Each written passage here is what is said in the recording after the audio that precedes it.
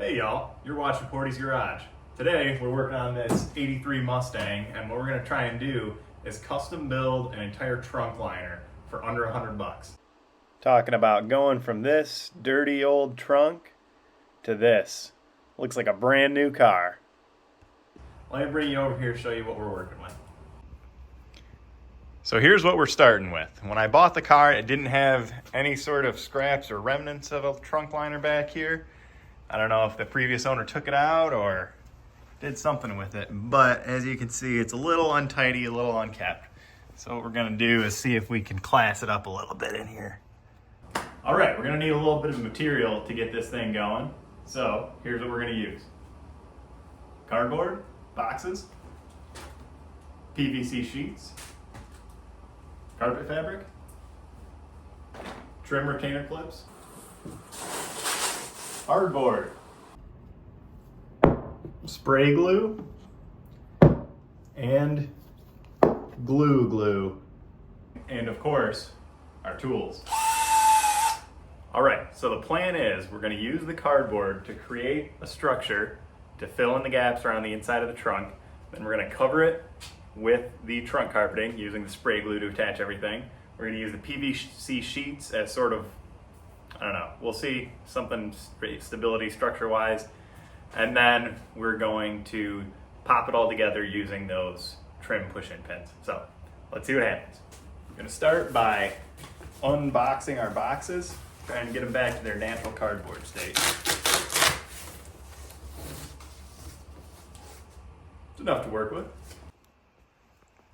So as I'm cleaning the trunk out, I start feeling around to see what we have in this little crevice, and I start finding some trim pieces. Broken seatbelt bezel.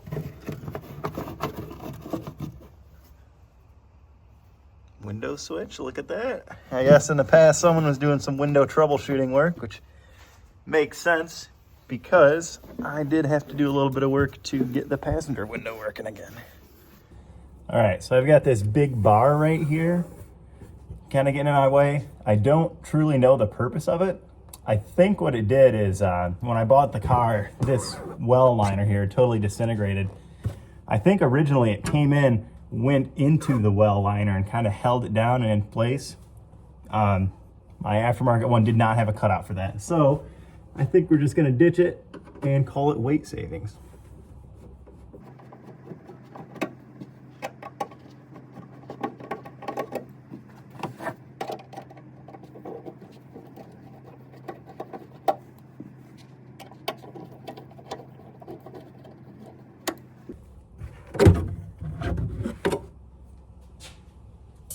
So long, sucker.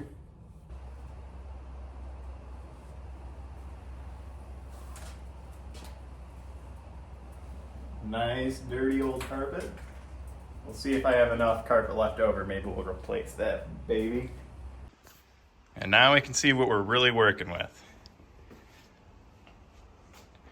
This is definitely going to be a measure twice, cut once exercise, but fortunately cardboard's pretty cheap. So taking a look at my very professional and very scientific mock-up, this is kind of what I want it to do. So we're gonna have mostly just flat all across the back. And then on these corners here, we're gonna have to kind of come out, and I want it to bend back in so I can affix it to this pole right here, or this beam support brace. So looks like I got kind of a template, some measurements, and we're gonna start sketching something up. So starting at the top and working our way down, looking at what we have here, I think I'm going to use this nice flat surface as the main header. So we're gonna cut a notch in the cardboard, equivalent to that size, and keep going from there. So to get these little flaps, I'm gonna leave them on just so that they'll pop up, hug nice and tight underneath the trim pieces there. So what I'm doing is I cut a relief line right here, and I'm lining it up with this table, making sure everything's nice and tight, and then I'm just gonna bend it over, and it should end up like that. So to follow the contour of this trim piece down here, made ourselves a little template and we'll trace that onto the cardboard. All right, we're starting to take shape here. Doesn't quite fit in yet, but hey, that's how we do it. Start with as much as you can, keep just paring it down, and then eventually you'll have the perfect fit. Let's keep cutting. They always say use the best tool for the job, but I don't have a cardboard saw. So we're doing this the way our ancestors did.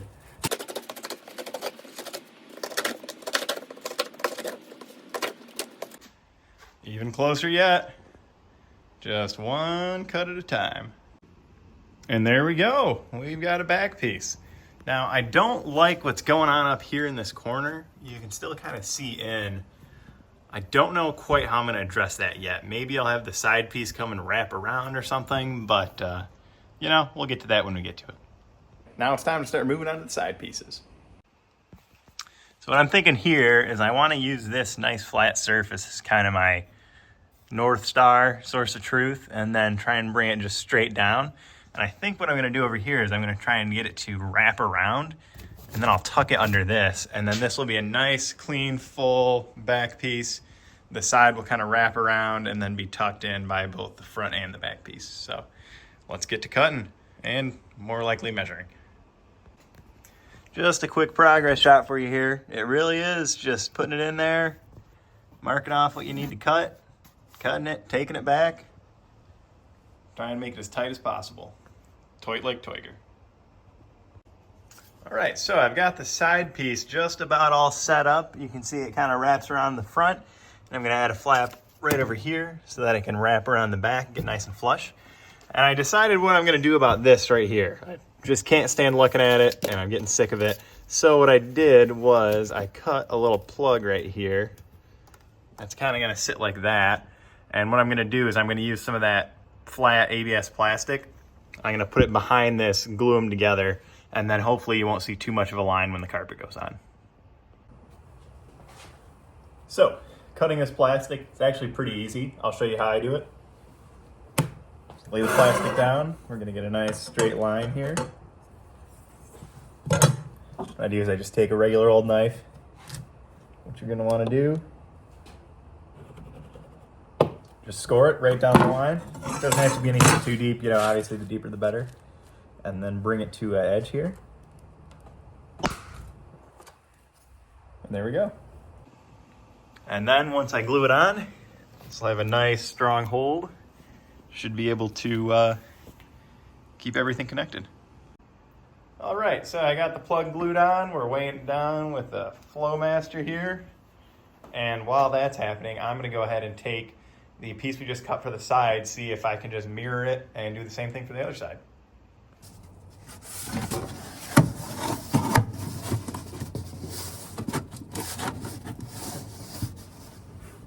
Looks like it's gonna fit. Just gonna trace this, copy it down, and then bam, we're 75% of the way done. All right, little preview. Things are starting to shore up over here. This will look so much better once it gets some actual black carpeting on it. It won't look like I dropped a bunch of cardboard back here. So what I'm gonna do now is I've got my other plug cut up for here. We'll get that gluing and then start working on this whole rear part. So one thing to notice here is I have been using two different kinds of cardboard. This guy right here, that's the heavy duty, so that'll be a double corrugated. This right here, just a single corrugated. Originally wanted to use double for everything, but the store only had a few of the heavy duty boxes. So this part right here, this is gonna be the single. It, you know, is right along an actual mostly flat piece of metal, so it doesn't really need to have a whole lot of its own structure. But these side guys, and definitely the back piece, I want those to be able to hold themselves up. So go with the thicker stuff. So we've got all of our structural pieces all cut out and shaped and ready to go. This back piece, I think it's gonna have to cure overnight. It is actually very cold here in Michigan. Some of the white stuff, but while that's doing that, I think what I'm gonna do is start marking out where I wanna put the push pins in to actually hold everything together. And then probably gonna call it a day here. Nothing like punching holes in sheet metal to make you feel alive.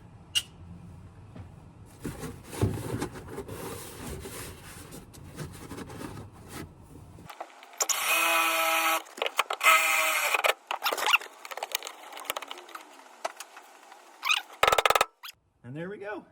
It's starting to take form. So to try and keep destruction to a minimum, I've been looking for, spots around the trunk where there already are holes that I could plug into. And we just hit the jackpot right there.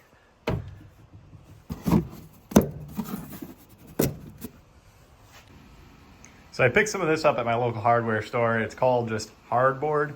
I'd say it's kind of the same material they use to make pegboards. But what I'm going to do is I'm going to use my cardboard as sort of a stencil. I'm going to trace it onto this, cut it out, and then we'll try test fitting it in the car, see if we can get some more clean lines going.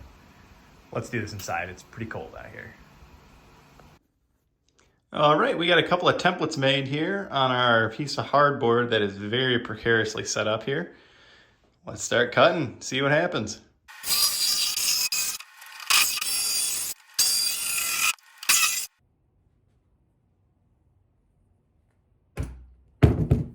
Starting to take form. All right, now we're back to the usual, test and fit.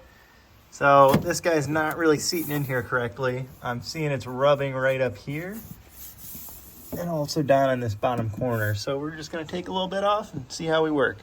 Sitting in here much better now, but still we're hitting that bottom corner a little bit. So just a little piece at a time. Ended up making a good decent amount of cuts.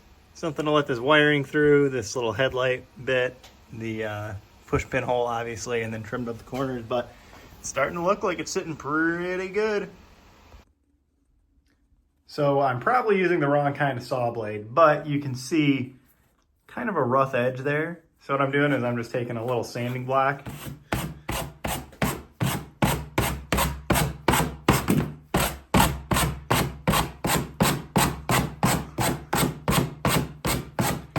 Try to clean it up the best I can.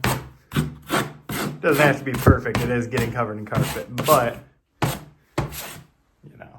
might as well. All right, we got everything all trimmed up. Now it's time to do some test fittings, make sure everything's fitting here together right. And just a quick note I want to tell you, since I switched to this hardboard, I lost kind of the, flexibility of cardboard. So what I've been doing is making joints with just good old duct tape. I mean, it should hold well enough, and the whole thing's getting covered in one piece of carpet. That'll kind of make it one unit, but this way, we can still get some flexibility to go around corners and get the overlap we're looking for. It looks like we are in a position where we can start doing a little fabric work here. I didn't show this on camera, but I made a little secret door here so I can access my secret hiding spot. I've got some old hinges I'm gonna use so I can just kind of bloop or pile it down, I don't know. We'll figure that out later. Upholstery time. So first thing we're gonna do is make a pattern. Basically I just laid the piece right on the carpet fabric that we're using, and I'm gonna cut around it and then we'll start gluing. We got some patterns cut out. Looking not too shabby. I tried to leave, I don't know, half an inch to an inch, so that way we can tuck it over and have a real clean line. But that's out of the way. Now let's start gluing.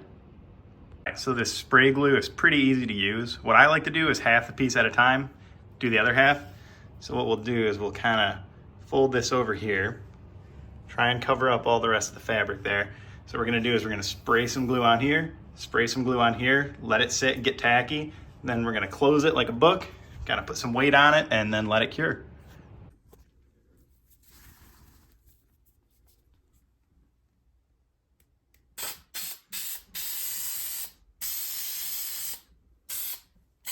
Try to get the edges as good as I can. I just like to know that I'm getting full coverage. And I'm not too worried about the overlap on the edges right yet, because that's gonna be glued onto the back. So we'll let this sit, get a little bit tacky, and then close her on up. It's been sitting for about 5 minutes, and you know the glue is ready when you can touch it and it doesn't lift up with your finger. So I'm gonna go ahead, fold it on over, press it nice and down, try to get rid of all these wrinkles that are in the fabric that was folded up during shipping. And then we're ready to do the other side. And here we're looking at a finished product. So this is gonna be my secret door on the driver's side over there. But basically it's just wrapped in fabric now. Another thing to be cognizant about is as you're going around getting ready to tuck this over, you're gonna have to make some relief cuts here so everything folds in right. Say if you've got like an inner square side, whatever that's called, nice vertical one helps. That way you can just tuck them over. And then if you've got an external one, I try to cut out a square out of the corner, but still leave enough so that I can cover that corner spot. So we'll have it go something like this. And then you can't see the material underneath. It looks like it's just the fabric. Got all these babies trimmed up. I flipped the sheet over so I don't get all the overspray glue onto my nice new carpet. And we're gonna glue them, tuck them, and we should be good to start installing. So sometimes things just work out, and I ended up with enough spare fabric to cover the dirty old trunk carpet. I thought about doing just new with the new fabric, but it's kind of thin, and this stuff does have a little bit of soundproofing on it that I might want to take advantage of. So we're just gonna throw a cover on that and get on with it. And just a quick note, this trunk piece, since I'm only trimming it to fit exact, I don't need any overlap to wrap around. What I did was I just took the whole sheet, glued it to the sheet, and then I'm gonna start trimming around the edges just to make it fit perfect. That way when I'm not, if I were to trim it first and try and glue it on, I'd be worried about lining up all the lines. This way I can just throw it on, get it smooth, and then cut it to fit. So, in the spirit of really making this trunk look nice, started looking around, and my spare tire cover has definitely seen a couple days of water and is now about as straight as a dog's hind leg. So, seeing as we have a bunch of extra hardboard right here, I think I'm gonna make a trace of this, cut it out, and we'll have our trunk line nice and smooth.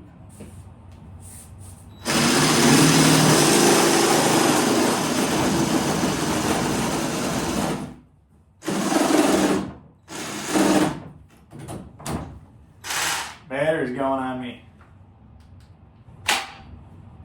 Second time's a charm.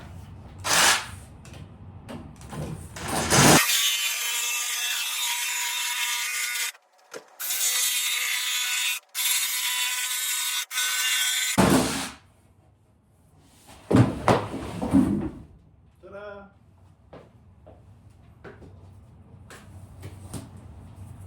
Here we have it. Now gotta add a couple of details here.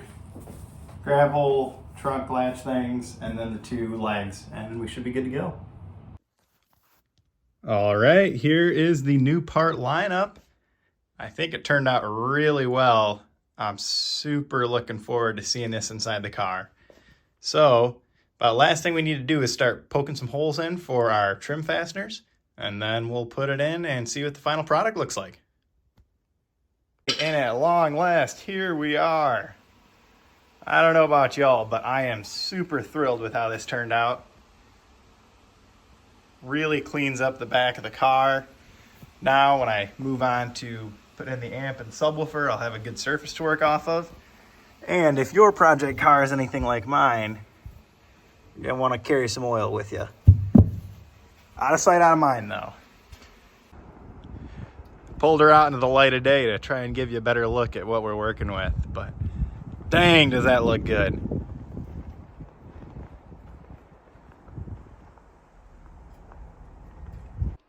Great news. We ended up coming in under budget, kept it under 100 at only $77.49. It is worth noting if you're working on a bigger car, say a Galaxy or a old Cadillac, you're gonna end up needing more material. Either way, I think this turned out awesome. Totally worth the investment. It really turns around the trunk space. Can't wait to get the sub and amp in there, and then we'll really start looking like we have a show car. And that's all for today. Thanks for watching. If you like what you saw, definitely give us a like and a subscribe for more content like this in the future, and I'll see you around. Peace.